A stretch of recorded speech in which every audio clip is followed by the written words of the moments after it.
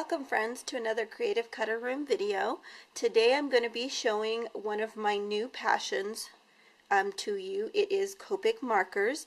I've recently gone to a Copic certification class and gotten my certification and started doing what my instructor recommended, which was practice, practice, practice.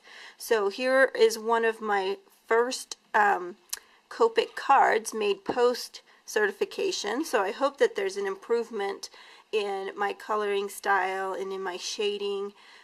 Skin and hair are still one of those tricky things that I think requires your own kind of personal style, so I'm not sure this hair and skin follow all of the rules, but I really am happy with the results. I got enough shading in there that I think you can see that there are different colors involved, and I did my first pair of blue jeans, which I'm also really happy with, and I've also done some kind of off the page kind of shading, the shading behind the characters, and I've added my own background scenery here as well. So let me just show you how this started off. This image is a Bratz doll, for those of you that have little girls and can perhaps recognize this character. I had this image from a birthday card that I made my daughter, probably 12 years ago, and I printed it off on my computer, and I used Flourishes paper. Now I know there are lots of great papers out there for Copic coloring, and the one that I really have started to like is this Flourishes. It's called flourishes.org is the website, and I got this 25-pound of classic white 110-pound cardstock for just $5. So I know that the blended that's sold on the Copic site is a really great quality paper, but I really like the blendability of this paper. You can see here's my finished image, and I also like the price. You really can't beat $5 for 25 sheets when other papers I know run 3 times that much. So I hope you like the card I made. I have used some paper that I now am carrying on my website. It is the Echo Park 6x6 paper pad Everyday Eclectic, and that's, I think I used 2 sheets total, and you can see here are my leftover pieces.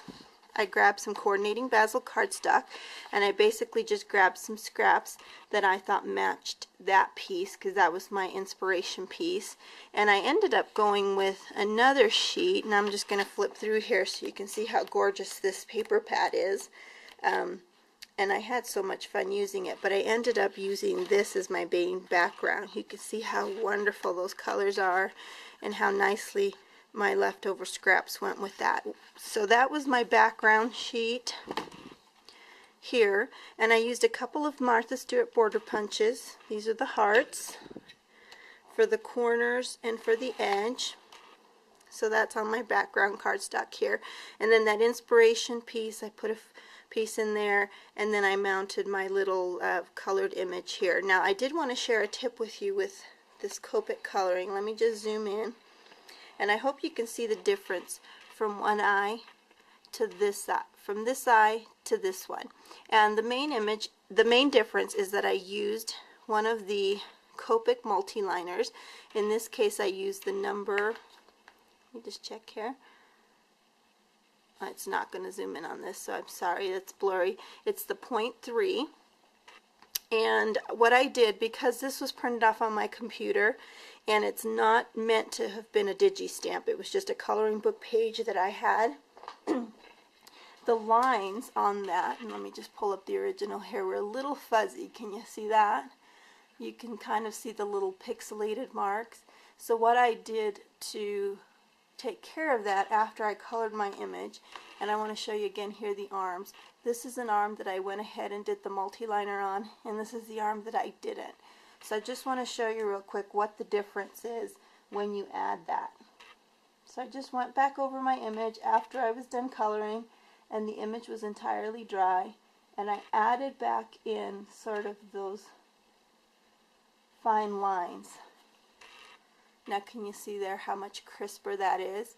So I went back in and did the eyelashes and the surrounding eye. So let me do this one so you can see how much of a difference that makes.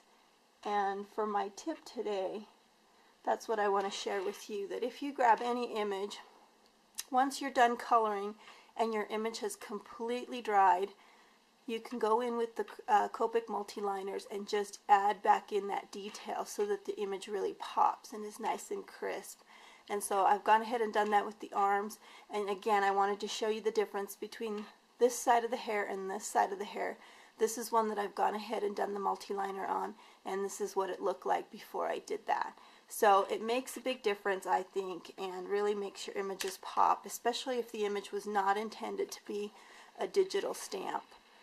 And of course, you don't need to use digital stamps to use your Copic markers. You can freehand draw, for those of you that are great artists, or you can just grab your favorite images from coloring book pages or clip art and create some really wonderful pieces. So I hope you like my card. Notice here that little pink bow that I used my bow maker on. Really quick and easy way to add a nice detail to a card. Just slip a cute bow on there and you're ready to go.